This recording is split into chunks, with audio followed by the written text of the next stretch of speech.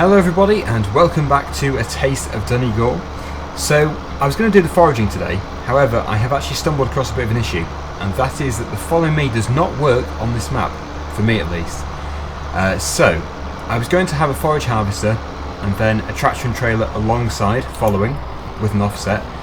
I thought follow me would be the best thing for that. We can actually use courseplay, however I'm not going to use courseplay because it is so narrow around where we're going to go. Yes, we have got two John Deeres there. You cannot reset these tractors. Yeah, it's so narrow around where we're going to go to get back to the yard that it just really will not work. So we're going to have to use just the forage wagon. We're going to have to get a forage wagon and do it that way. It's not the way I wanted to do it, but I think if I want to do anything with a forager on this map, I'm going to have to do it in multiplayer, because otherwise it just does not work. So yeah, let me just get rid of those tractors. Someone did actually say this to me before, I totally forgot. Do not reset this John Deere, it just multiplies the numbers you have. It's really weird. So with the multiplying John Deeres out of the way, we can now get into our Ford. This is the bigger Ford that we own, the 8340, and we're going to go and buy our forage wagon. I don't think we own one, so just going to make sure first of all, before I make myself look like a fool, if I can see it, that is.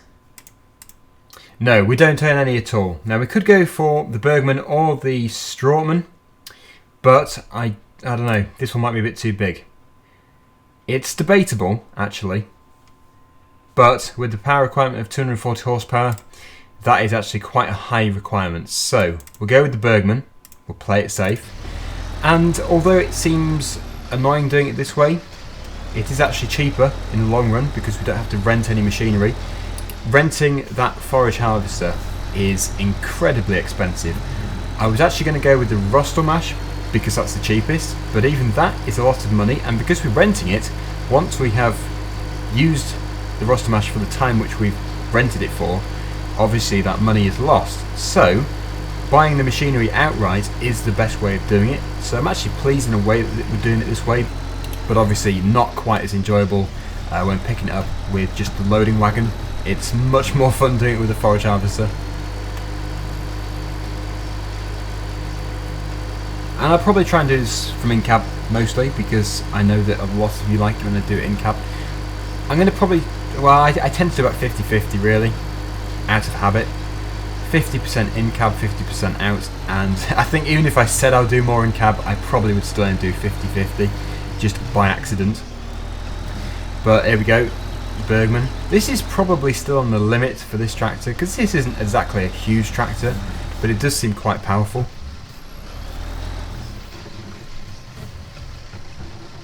It might even still be over the size. I mean, look at that, it does look pretty ridiculous, but if we're using that tiny one, because we've got to go quite a long distance with it, I think it would take forever.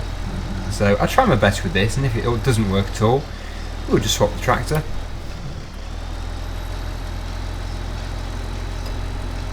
There's the field. Unfortunately we have to go all the way around to get to it. And yeah, judging by the dislikes last week, I'm guessing that a lot of you did not like the way I mowed the field. I didn't realise you had to go around the field about 6 times one way, and then after that go anti-clockwise once to do the first bit, which you don't do to begin with. I think that's where I went wrong mainly. But yeah, I'm always learning. It's amazing how much I learn by playing Farming Simulator from real farmers who are watching. Really do appreciate it, it's brilliant.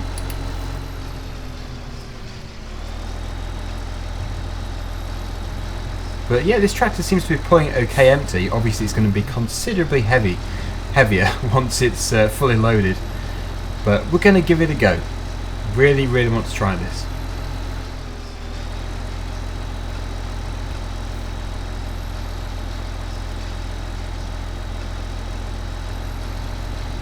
I don't think it matters which way you pick it up, so we'll just start here and then go from there until the end. We'll just go to here. We'll have to shut the gate afterwards, probably the last time we come back to the field. But here we go. Yeah, a good sign of knowing whether the tractor is not big enough for the implement is when it starts to rock, and it does rock when you put this when you actually put this to a standstill. So it probably is too small, but yeah, look at this, it's picking up really well. kind of contradicting myself there, but yeah, hard to know really. It looks too big for it, but yeah, it's powerful. But as you can see, we have got a lot to pick up here. When we're going uphill, because this field actually does go uphill quite a bit. It's quite hard to see from here, but it does go uphill. When we get to that stage, we'll know whether it's underpowered or not for the implement on the back. It will be interesting to see.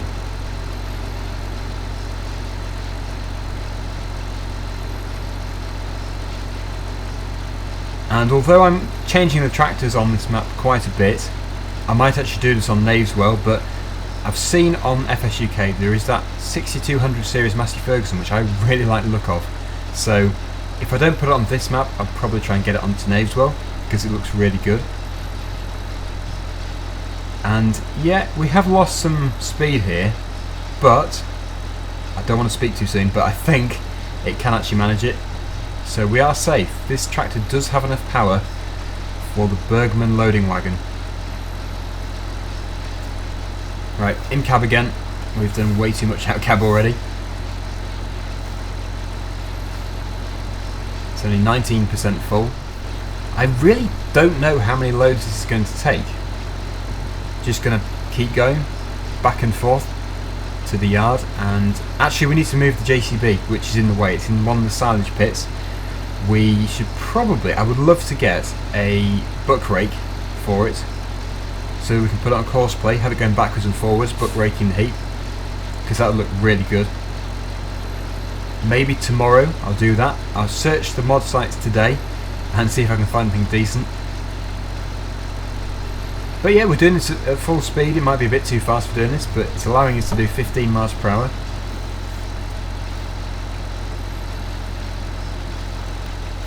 While I'm on the topic of units, I've just changed it to euros. Always, the first episode of every week, I always forget to change that to euros.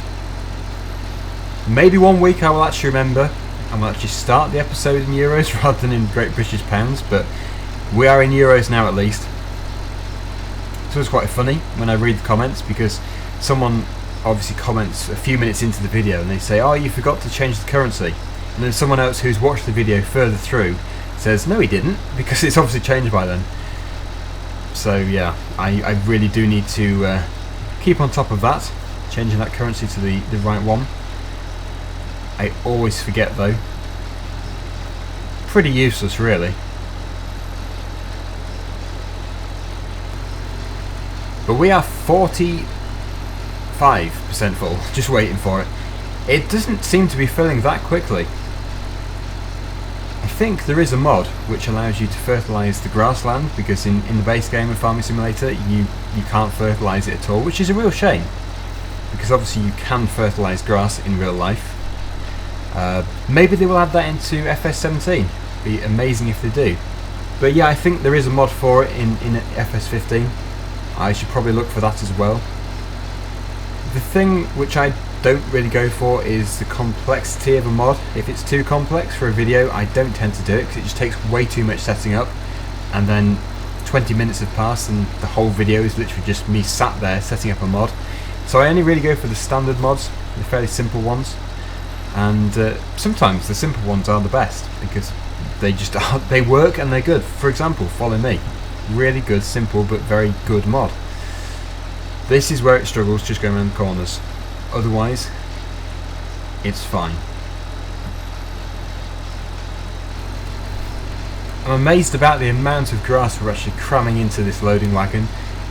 We are pretty much 80% full, and I've gone round so many times. We might even get it into just 2 loads, which in a way is a bad thing, because it means that we're not really going to have much in our heap, in our silage pit. It has to be at least, I think it's 10% for us to be able to cover it over, or clamp it over, cover it over and ferment it. So really we need at least 10%, which I suppose is going to be, in the end, maybe 70,000 litres, which should be enough. But we'll have to see. Now it's getting very heavy now. The tractor is struggling.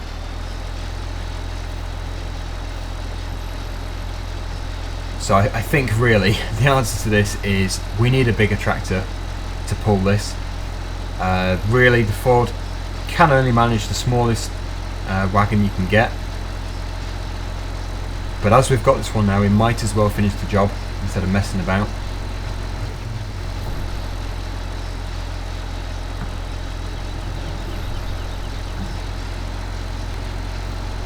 We're almost full. There we go. 38,000 litres, and we have probably just less than half the field left, because obviously the headlands take up more field than the inside bit of the field, the centre. But let's take this to the main yard. I think the pickup went up automatically. Yep, it did. We need to just move the JCB, and then this can be tipped.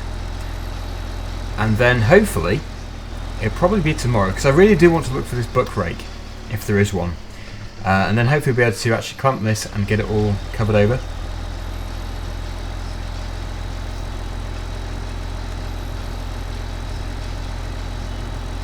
Got to go through this narrow area. This is what I just love though. Instead of just one massive open road, having these twisty tight tracks. I think I've probably said this before, but it's true.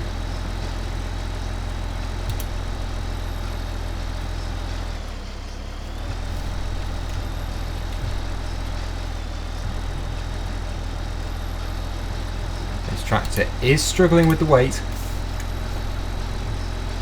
Should be okay on the road.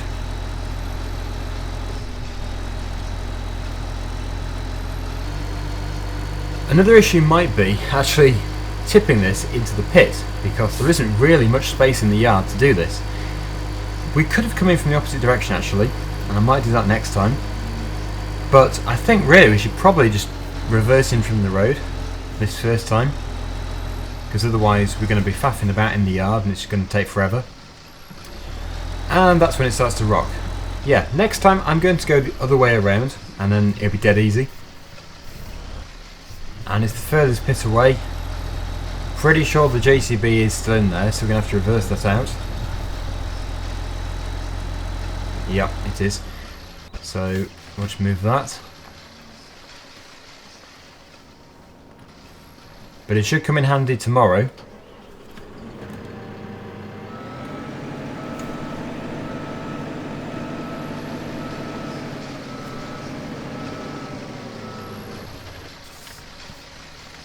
And we'll just reverse it in the rest of the way, all the way to the back.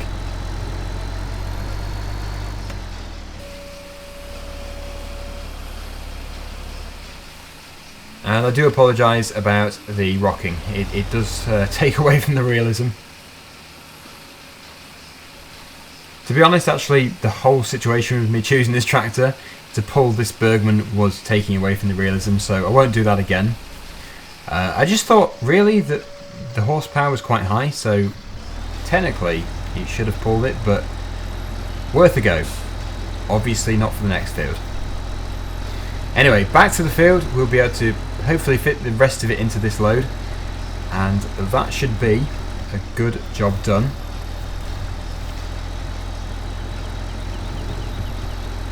And if we were to sell any of this silage, which we probably will do, then it would be worth a lot of money. We should make quite a bit. Talking about selling silage, I'm actually not sure about whether or not there is actually a BGA. I think there is, but I can't say for sure without reminding myself.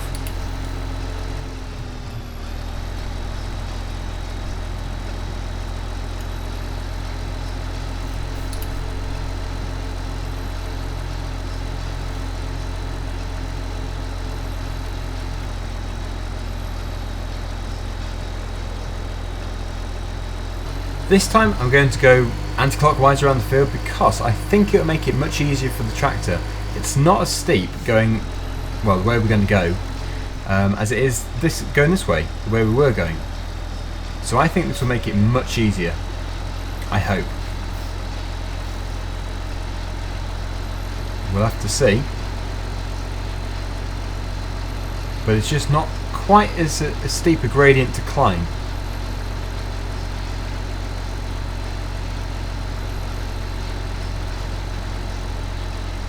So far so good. We are losing a bit of power. If it goes below 4 miles per hour, it's just as bad. Currently 7. That's okay. Oh no, kilometers per hour, sorry. Yeah, I've changed it. So maybe that is... not quite sure on what 8k is in miles per hour. I'll have to check.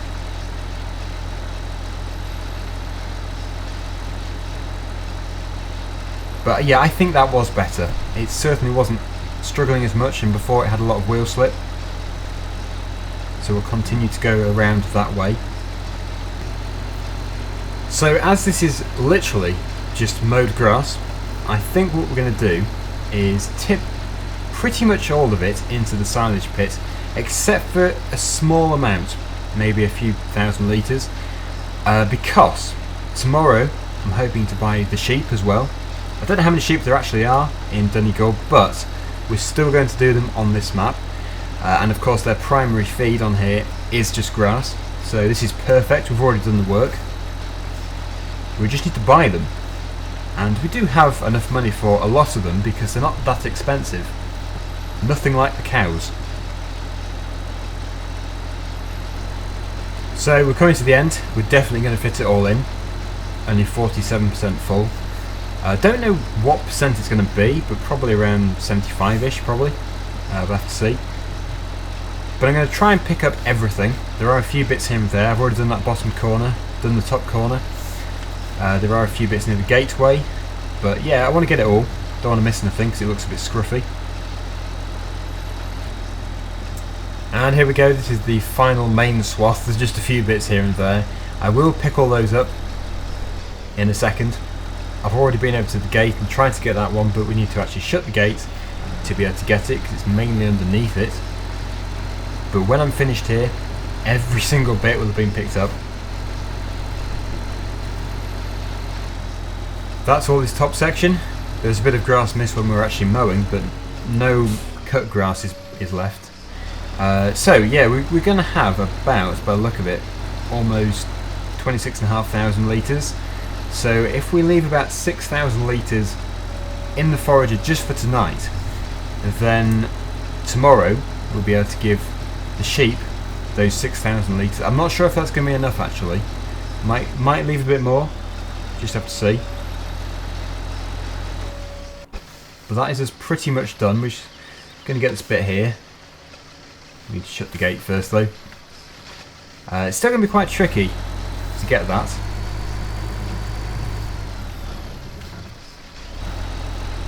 But there we go. That should pick it up, hopefully. I think it has done. And if it has, we can go back to the yard. Yep. And we'll tip this into the pit. And then we'll see how full the pit is, ready for the clamping tomorrow. Hopefully. Hopefully we're going to clamp it tomorrow. That's the gate open. And now we're just going to go out of here. We will shut the gate behind us because we won't be returning. Don't know when we will return actually because it's going to take a while to grow.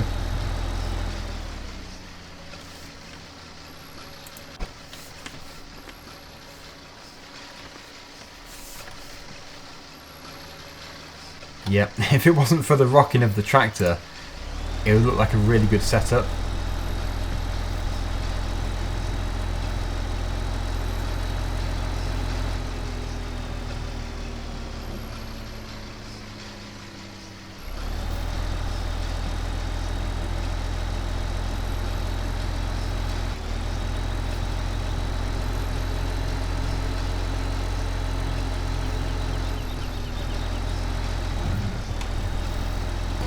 So yes, this time we're going to turn left at the next turning.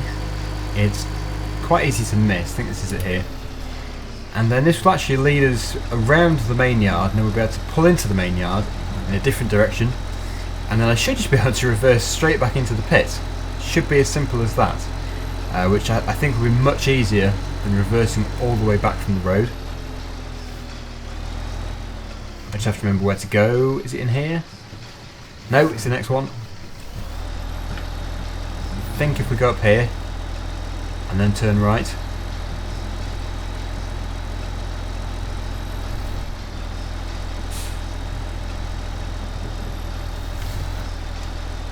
It's a bit narrow for such a big load, but we have managed it. This is the really bumpy track.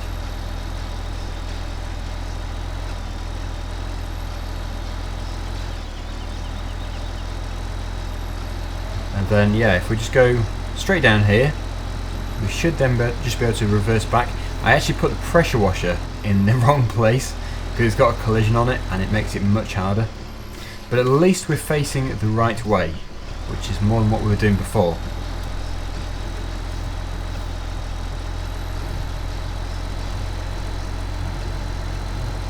Yep, that has worked. Much better. So we'll unload this and make sure I stop. I think I'll probably stop maybe at 10,000, I think. It unloads so quickly, going to have to be careful.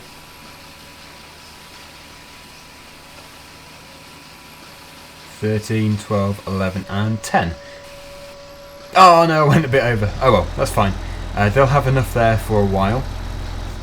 So, what we want to do really is put this under cover, but that might not be possible. So, I think we'll have to just put it there for now. Thank you very much for watching. Sorry about the cab rocking, but other than that, hopefully you've enjoyed the video. Until next time, thanks for watching and see you again soon. Bye for now.